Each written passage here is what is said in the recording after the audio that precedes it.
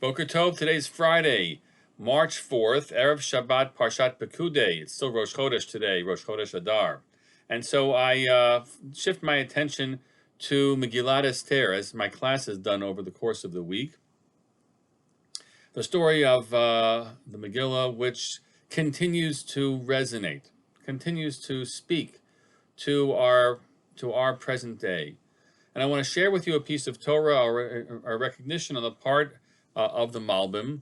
The Malbim, we should take note, it was the Rav Leibush ben Yechiel Michel Visser, who was born in Volodchik, Ukraine, in the Pale of Settlement in 1809, and died in 1879 in Kiev.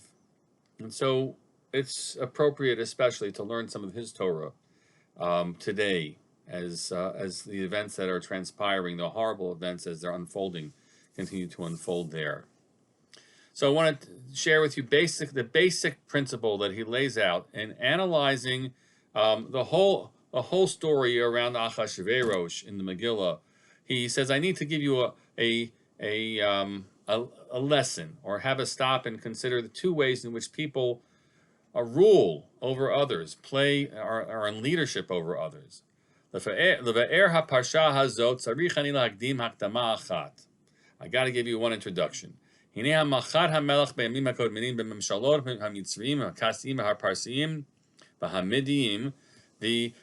ways in which someone became a leader in ancient times, whether you're talking about Egypt or the Chaldeans or the Persians or the Medians, was in one of two ways. And I don't know whether or not, I'm not sure if he is actually going to understand deeply those cultures and the methods of leadership, but he certainly, I think, as a 19th century person, understands really two forms of leadership that he could know were happening across Europe. Hamolech al yedei bechirat ha'am sheskimu al ish echad lahamlicho lehem. One would be that someone's chosen by the people. They all agree that we want him to be our leader. Okay, that's a pretty democratic approach that he imagines might have existed. It might have existed by us, could be, maybe, not even ever with all the kings of Israel. But so this is a very democratic version. And secondly, hamolech biyad chazakah, someone who rules with an iron fist, a strong hand. Shekavash midina umalach alehem bal korcham. He has conquered another nation, maybe his own nation conquered it, and ruled over it bal korcham, against their will.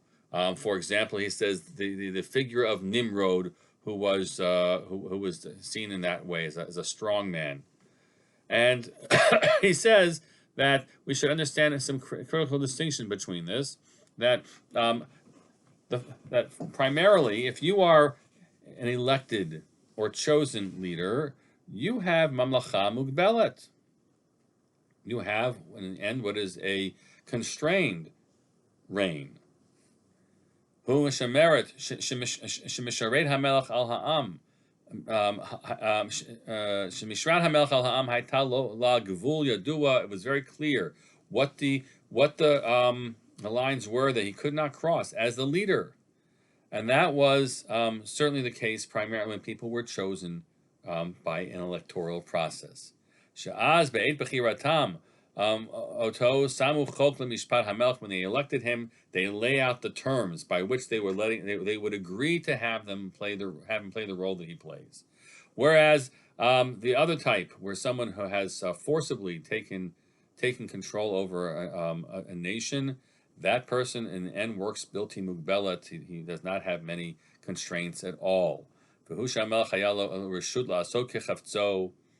the king can do pretty much whatever he chooses.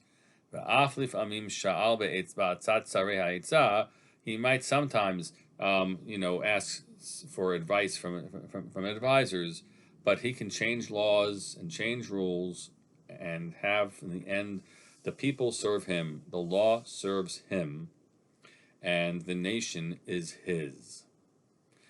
we are not giving any further class and lesson in the nature of governmental structures and societal structures. I leave it for you to go back to the courses that you took in university or what you even read today. But it lays out for us this what is it, starts off as a binary, and when we enter the story of Achashverosh, he would have us see a man who has partially become king by his own brute force. Molech meholu vadkush. He has conquered nations, but at the same time, the source of his power seems to have come from having married Vashti. And so Vashti's resistance to him and to his coming at his command, his intention of demanding of her that she come at his command, is to subdue her and to finally claim, I am all powerful. I'll show off the glory of my kingdom, all of my riches. This is my palace, and the woman who was a granddaughter, seemingly of Nebuchadnezzar, through whom he rose to power in the first place, she is my vessel. And she refuses him because she defies him. Because he has the power that he does, and seemingly the court of support that he does, he's able to overrun her refusal. But there's something very threatening about what she does. And if circumstances might have been different, resistance to such a person can succeed. Resistance, whether it's on the ground in a nation which he's trying to conquer, can have success. He can bulldoze over it and destroy it all, and then he'll have nothing, and he needs the something to give him whatever his insatiable needs are. And even the people in his own kingdom, in his own nation, who will rise up and say no more.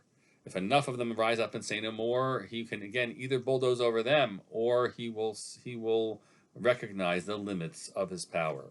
That all works with an actor who is functioning with a strategic sense or some sense of boundaries and mental control.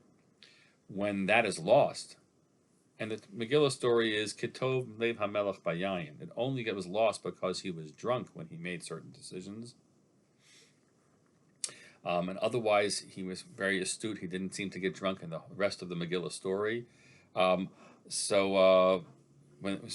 otherwise, when a person's not thinking clearly, much that is terrible can transpire, and that's what we worry about even to this day. In the most immediate new version of some type of an Achashverosh in Putin, we hope and we pray. We hope and we pray that something will stop him. That all the efforts that are being made to bear pressure upon him will not make him further trapped into a corner mentally, where he will act irrationally and then in a horrible way, a danger not only to the people of Ukraine, but God forbid, even beyond that. And we hope that such a man will with the pressure back, and with the defiance of all the good people, brave people who are defying him, will somehow bring him to his senses, and help someone realize that ultimately anyone's control over another, only comes because is not real. In the end, everyone needs to recognize, I serve you, I don't rule you. This is, after all, the great lesson of our day and age. May we continue to be able to live it out in peace. Wishing you all a Shabbat Shalom.